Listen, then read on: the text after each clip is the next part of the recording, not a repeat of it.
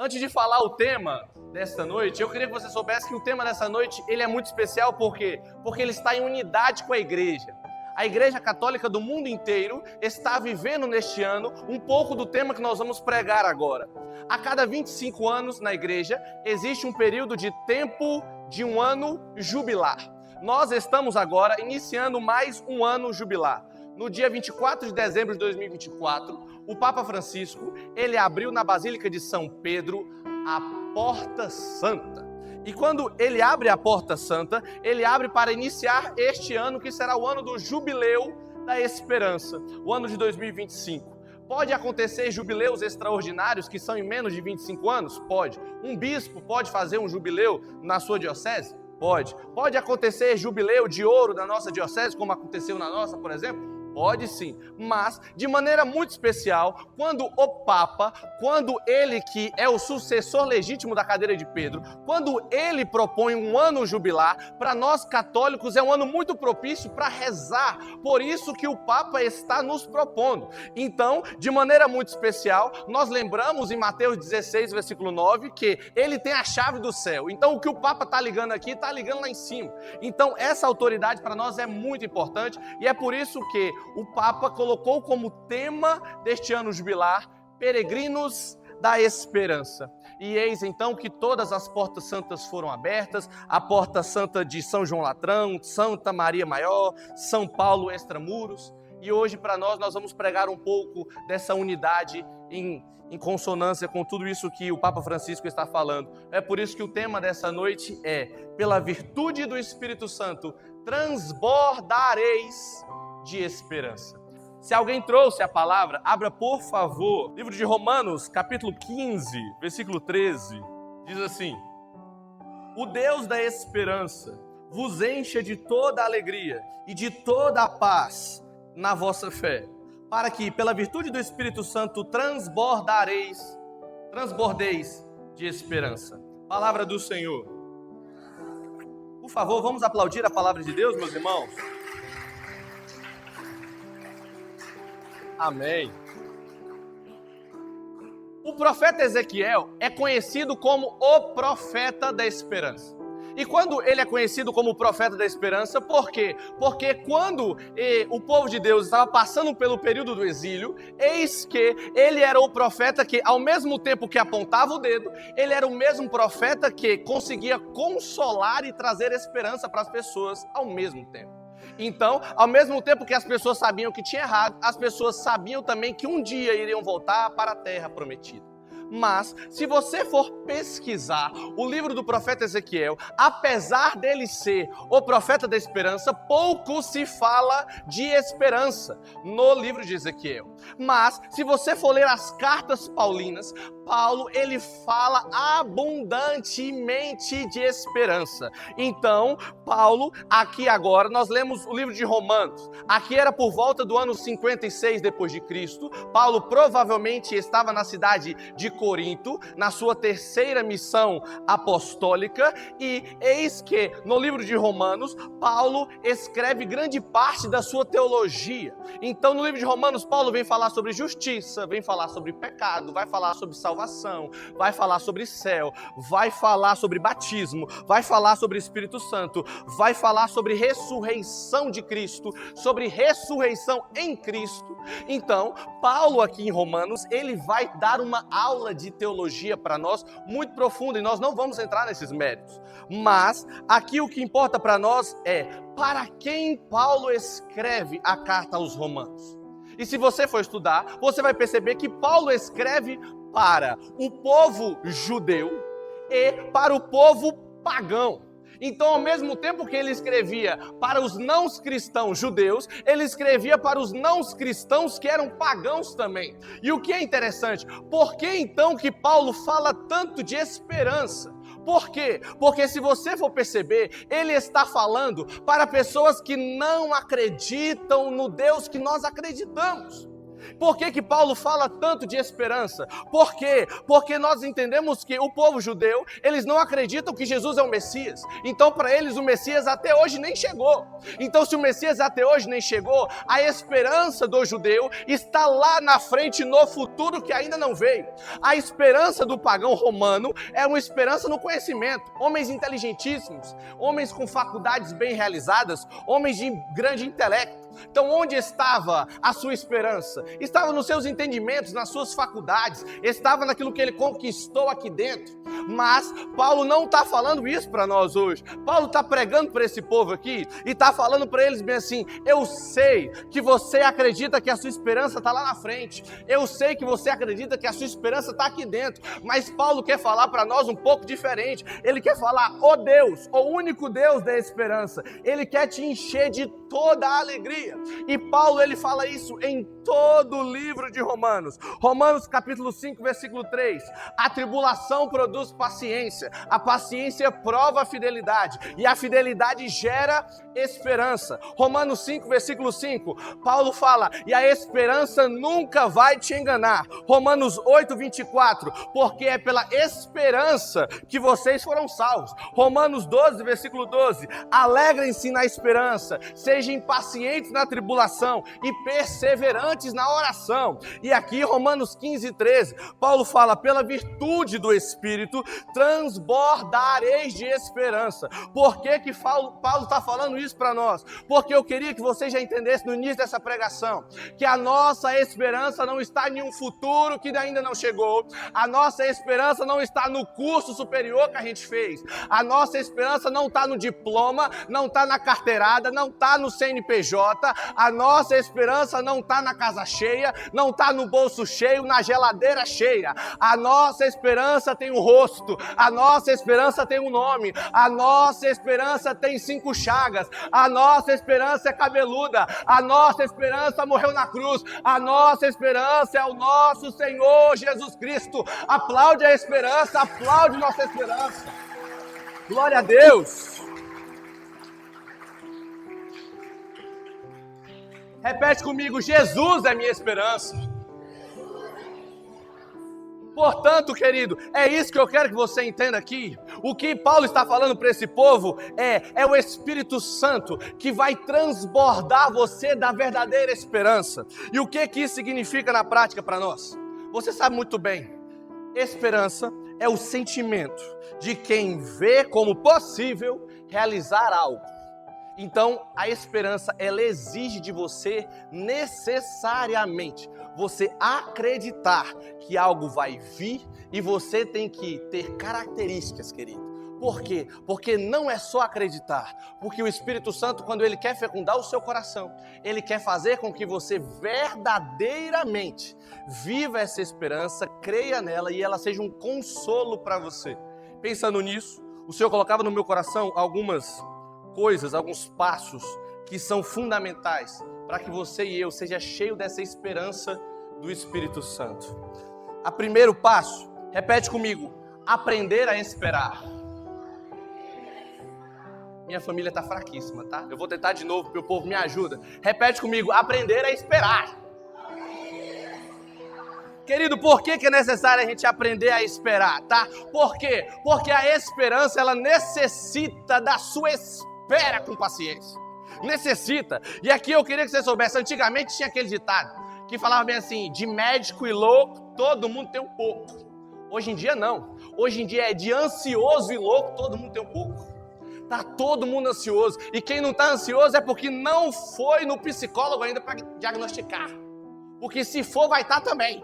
Tá todo mundo ansioso para alguma coisa, tá todo mundo tendo que tomar um remedinho de taxa preta, tá todo mundo com um gardenalzinho no bolso da blusa, tá todo mundo. Então tá todo mundo ansioso, ninguém consegue esperar mais. Querido, nós somos a geração que parou de ouvir áudio no 1.25. Agora a gente ouve áudio no 2x, no 2x. Por quê? Porque a gente não consegue esperar. A gente é tão ansioso que os vídeos que a gente assiste agora, a gente só assiste no 1.5. Tem gente que está assistindo série na Netflix e tem que botar acelerada a série para assistir, senão você não consegue assistir mais. Tem gente que vai fazer uma compra, ele vê se tem a opção de retirar no mesmo dia na loja porque não consegue esperar chegar. Por quê? Porque se esperar chegar vai morrer de ansiedade, tem que ter agora. Nós somos o povo imediatistas. Lá em Vitória, hoje em dia existe até o tal de 99 táxi expresso. Não sei se aqui tem também, mas é um 99 que chega em 2 minutos. 2 minutos está lá fora da sua casa. Querido, nós somos um povo aceleradíssimo. Nós somos um povo que quando vai na praça para comer algum lanche, nós aproveitamos que tem várias opções, a gente para no que a gente queria comer e pergunta quanto tempo fica pronto. Se o camarada falar mais de 50 minutos, você não fica.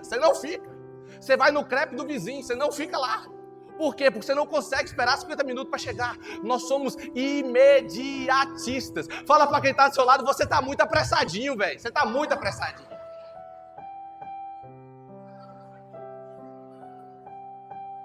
E apesar da graça, o que acontece pode parecer bobo, mas isso gera em nós, apesar de tudo isso que eu falei não ser pecado, isso gera em nós comportamentos que são tendenciosos para pecados gravíssimos. É justamente por não conseguir esperar que nós somos a geração que mais tem gravidez na adolescência. Por quê? Porque o jovem não consegue esperar o casamento mais. Por quê? Porque está imediatista, porque está com pressa para tudo tem que chegar na mão. Então não tem mais como viver castidade. Outro exemplo claro, quantas pessoas que infelizmente estão no processo de nulidade, mas não conseguem esperar a nulidade fechar. Tem que já começar de novo. Por quê? Porque não consegue esperar. O problema de não conseguir esperar, de não ter a esperança hoje é o seguinte, é porque infelizmente leva você e eu a pecados graves que nos afastam da presença de Deus. Se está claro, fala amém. Amém. Querido, e o problema nosso aqui, isso é muito sério. É porque a gente não consegue mais esperar o tempo de Deus para as coisas. E o problema de quem não espera o tempo de Deus é porque, infelizmente, uma hora ou outra, mais dia ou menos dia, vai largar a igreja. Porque a pessoa está com pressa demais. Então Deus tem que ter pressa para te atender. Mas eu aprendi que Deus não tem que fazer as coisas no nosso tempo, porque o tempo dele é perfeito. E no tempo dele as coisas vão funcionar da melhor forma. Mas nós somos apressados demais. O problema de não saber esperar é que a gente infelizmente vai acabar fazendo coisa errada. Não sei se aqui tem isso, mas lá em Vitória, infelizmente, muitos católicos, por não saber esperar, por ir em muita missa de cura e libertação que tem por lá, quando não recebe a cura, não recebe a libertação, começa a jogar uma moedinha para cada santo diferente. Então no domingo está na igreja, na segunda está na Umbanda, na sexta está no Espiritismo, na quarta está na igreja protestante, está todo dia mirando para algum lado, para ver se algum lado, algum Deus diferente apressa em resolver sua situação. Por quê? Porque infelizmente não soube viver a esperança de Deus, a espera de Deus, de aguardar pacientemente, porque na uma hora, mais dia ou menos dia, o coração esperançoso, Deus vai cuidar, Deus vai resolver, Ele está olhando por você, está olhando por sua situação, Ele vai resolver o seu problema, mas você precisa esperar. Quem concorda com isso, aplaude, por favor. Por favor.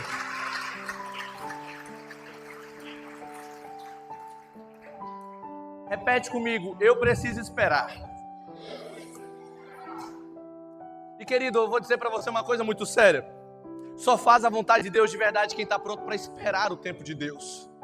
Quem pula o tempo, quem pula os processos, infelizmente não vai conseguir fazer a vontade de Deus. Infelizmente não vai conseguir viver transbordante de esperança do Espírito Santo. Não consegue. Por quê? Porque é gente imediatista. E eu me recordo aqui da palavra, Abraão esperou 20 anos para Isaac vir. Davi, quando ele foi ungido, demorou de 13 a 15 anos para se tornar rei. Jesus foi 30 anos de espera. Jacó ficou mais de 14 anos para para ver se casava com Raquel. Querido, o que eu estou falando para você hoje é, você e eu temos que entender, nós precisamos ser pacientes. Deus nunca falou que ia ser rápido, Deus nunca falou que ia ser ligeiro, Deus nunca falou que se você viesse 3 dias seguidos no grupo de oração, as coisas se resolviam, mas nós temos um Deus que está orando por nós, e nós sabemos no nosso meio aqui, quantas pessoas que são milagres vivos, de uma esperança, de uma oração honesta, quantas pessoas nesse grupo de oração que tem testemunhos lindos, que se vier aqui na frente, todo mundo sai chorando dessa igreja, porque Deus cuidou do filho, porque Deus cuidou da doença, porque Deus cuidou do matrimônio, porque Deus cuidou de tudo, mas para isso você e eu temos que ser esperançosos no Senhor. Coloca a sua confiança em Deus, coloca a sua confiança no Senhor, porque diz 1 Coríntios capítulo 2, versículo 9, aquilo que os olhos não viram, ouvidos não ouviram, o coração humano não imaginou, é o que Deus tem reservado para aqueles que o amam. Então eu quero te dizer hoje, em nome de Jesus, coloca a sua esperança no Senhor, o Espírito Santo vai te dar força, o Espírito Santo vai te colocar no prumo, o Espírito Santo vai te sustentar no meio do processo, mas eu te garanto, se você estiver com a confiança no Senhor, o Senhor fará todas as coisas, Ele cuidará de você, porque o nosso Deus é maravilhosíssimo. Por favor, alguém aplaude nosso Deus.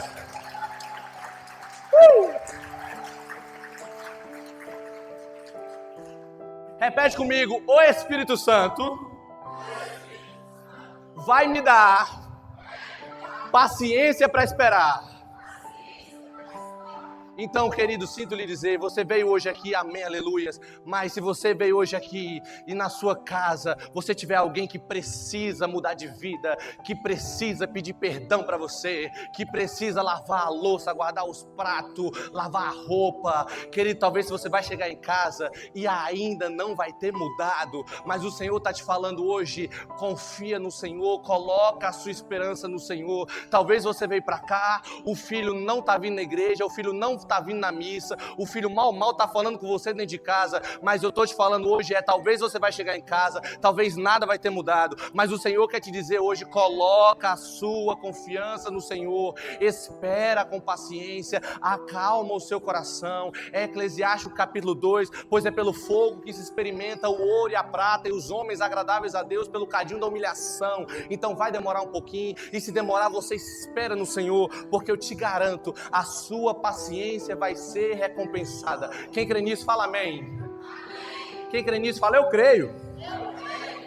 Querido, uma outra coisa que o Espírito Santo quer te dar para nós vivermos bem esse tema, tá? Repete comigo, resiliência. Tem gente que realmente não está abrindo a boca para mim, eu já estou falando tão pouco com vocês. Repete comigo, resiliência. Querido, o que é resiliência? Resiliência, eu acredito que é a virtude da casca-grossice. Você fica osso duro de roer, nada te abala, você fica fenomenal, federa. É igual um vascaíno, querido, nada abala o vascaíno, nada abala, nada abala. Nada abala não, nego. Então você fica mais casca-grossa que 3.000 vascaínos juntos. É isso que o Espírito Santo quer fazer com você, é isso, fazer você não esmurecer, fazer você não sofrer, fazer você verdadeiramente entender que o sofrimento não pode te roubar a fé, não pode. E aqui eu queria dizer uma coisa, eu estava preparando essa pregação lá em casa, e eu me lembrei de um testemunho para contar sobre isso. Quando eu vou preparar uma pregação, geralmente eu gosto de estudar muito com a pregação. Geralmente eu faço um estudo gigantesco e tal, e eu anoto um monte de coisa, anoto um monte de passagem, vou anotando, e agora eu tô chique agora, vocês me acompanham no caderninho por uns 3 anos, agora eu tô de tablets, tô chiques, parece uma televisão, tela plana, todo tamanho, rapaz, e eu vou anotando as coisas, e vou levando as coisas para ver se fala, se não fala, e vou separando o roteiro da pregação. E um dia eu fui pregar numa cidade chamada Ipanema, lá em Minas Gerais. É a cidade do maior queijo do mundo, maior queijo do Brasil, Ipanema. Quando eu fui nessa cidade, eu fui com roteiro e eu no ônibus para lá, eu cheguei pensando, cara, ficou muito legal essa. Ficou legal essa pregação, eu gostei. Eu gostei do que eu tinha anotado, gostei do conteúdo, falei, cara, ficou muito legal. Tô doido para fazer essa pregação. E fui confiante. Moral da história, preguei, e quando acabou, veio umas 3 pessoas falar comigo, e eu pensei, será que era um pessoal que era coordenador do encontro, assim, né, e tal, e eu pensei que às vezes algumas pessoas chegam para pedir de onde é que veio a passagem, pegar as passagens para anotar também, e eu pensei que era alguma coisa desse tipo, E quando eles chegaram para mim e falaram bem assim: irmão, sua pregação foi muito boa. Eu falei: amém, irmão. Aí ele falou bem assim: mas teve uma coisa que você falou que me tocou muito. Aí eu falei: é mesmo o quê? Naquela hora que você falou para nós bem assim: não desista da sua casa. Essa foi a parte que mais me tocou. Então, querido, às vezes eu posso vir aqui, eu posso plantar bananeira aqui na frente. Eu posso vir aqui com um monte de conteúdo top para você, mostrar um monte de coisa que a gente nunca pensou. Mas, às vezes Deus quer falar com as pessoas de maneira mais simples. Porque a gente está em casa, a gente já entende da fé, a gente já entende da igreja, a gente já entende que a gente não vai largar isso aqui é o nosso lugar, você não quer sair mais daqui, amém, aleluia.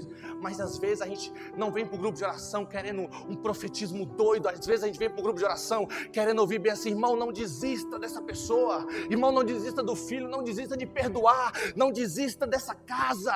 Tem gente, querido, que eu sei que você já rezou para a pessoa mudar muitas vezes, às vezes a pessoa fez juras de amor de que vai mudar, às vezes a pessoa mudou por uns 30 dias, mas depois voltou a ser a mesma porqueira que era antes de você ter rezado. E você desiste, você abala. Mas é nesse dia que você vem para o grupo de oração e Deus quer falar para você: coloca a sua esperança em mim, porque eu estou vendo que esse camarada voltou a ser o que ele era, eu estou vendo. Mas confia em mim que eu posso fazer a mudança. E hoje talvez o que Deus está querendo falar para mim e para você hoje é: coloca a sua esperança no Senhor. Eu sei que às vezes é difícil, eu sei que às vezes não é fácil, mas nós precisamos levantar daqui pessoas que buscam o Senhor em qualquer circunstância. Mas o tempo tem passado e o católico parou hoje na fila de confissão. O tempo tem passado, as filas de comunhão estão faraônicas, mas as filas de confissão estão desse tamanho. Eu não sei se é todo mundo que é santo, ou eu não sei se é todo mundo que está pecando contra a Eucaristia, mas o que eu sei é: você e eu temos que entender hoje, o Senhor quer que você coloque a fé nele,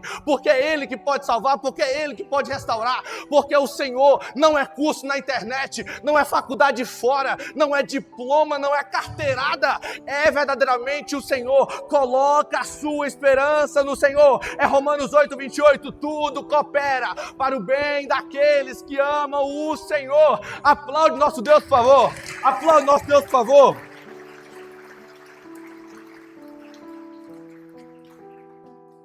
Fala para quem está do seu lado: confia no Senhor, bicho. Confia. Eu não estou prometendo para você. Eu não estou prometendo para você prosperidade. Eu não estou prometendo para você geladeira cheia. Eu não estou prometendo para você cliente na loja. Eu não estou prometendo para você bater meta. Eu estou prometendo para você cruz e céu. E o que eu te garanto é: coloca a confiança naquele que pode te dar o céu. Coloca a confiança no Senhor. É isso que nós precisamos hoje, querido. É isso que nós precisamos hoje. Mas o Senhor quer fazer você transbordar. E para isso você precisa ser resiliente. E eu preciso falar sobre isso hoje aqui. Quantas pessoas que estão desanimando muito fácil. Não dá mais. Você precisa reavivar a chama do Espírito Santo que está no seu coração. Não dá para parar de rezar.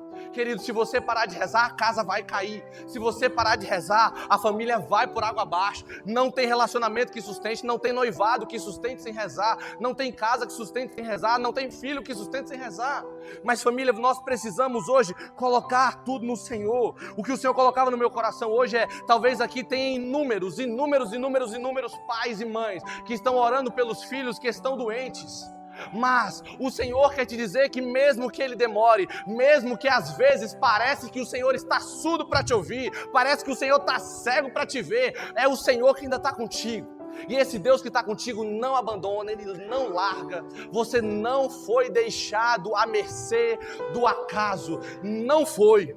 Não foi. Me recordo agora de Jó, capítulo 2, versículo 10, quando fala bem assim: se aceitamos de Deus as felicidades, por que não aceitaríamos de Deus as infelicidades? Então nós precisamos ser um povo resiliente, que não pode esmurecer no problema, não pode. A gente não tem mais o direito, e eu quero tirar hoje isso daqui. Nós não temos o direito de murmurar mais. A sua casa não merece ouvir xingamento. A sua casa não merece ouvir reclamação. A sua casa não merece ouvir falta de paciência. Não merece, não merece. Eu me recordo que eu fui numa pregação lá em Vitória, de um pregador de cura e libertação, Roberto Nus, e ele falava várias e várias vezes sobre como as maldições entram numa casa por conta da língua. Gente, linguaruda, parece um tamanduá bandeira, uma língua de todo tamanho. Querido, hoje o que o Senhor quer de você e eu é para colocar a esperança nele. Você precisa ser resiliente no problema. Chega de reclamar, chega de chorar pelos cantos, chega de ser o povo murmurador. Não podemos mais, não podemos mais. E eu sei que não é fácil, eu sei que os problemas acontecem, sei que tem dívida financeira, eu sei que a casa está por água abaixo, eu sei que tem infiltração na sala, eu sei que o quarto está mofado, eu sei que tem que trocar os revestimentos do banheiro, eu sei que os trincos da pia está tudo quebrado, mas o que o Senhor quer de você, não murmure, não reclame, não abre a boca para você perder a paz, porque ser resiliente é ter esperança, e quem dá resiliência é o Espírito Santo de Deus, que faz você ser casca grossa para um problema, faz você aguentar qualquer coisa, aguentar de cabeça erguida, sem reclamar, sem abaixar a cabeça. Por quê? Porque é Deus que te sustenta, e o Deus que deu início à obra, Filipenses capítulo 1, versículo 6, é Ele que vai dar acabamento para a obra. Aplaude nosso Deus, por favor. Faz barulho para o nosso Deus. Faz barulho para o nosso Deus. Vamos. Aqui na frente o tempo passa mais rápido. Mas agora eu queria pedir para você, meu irmão, fica de pé, por favor, vamos rezar um pouquinho.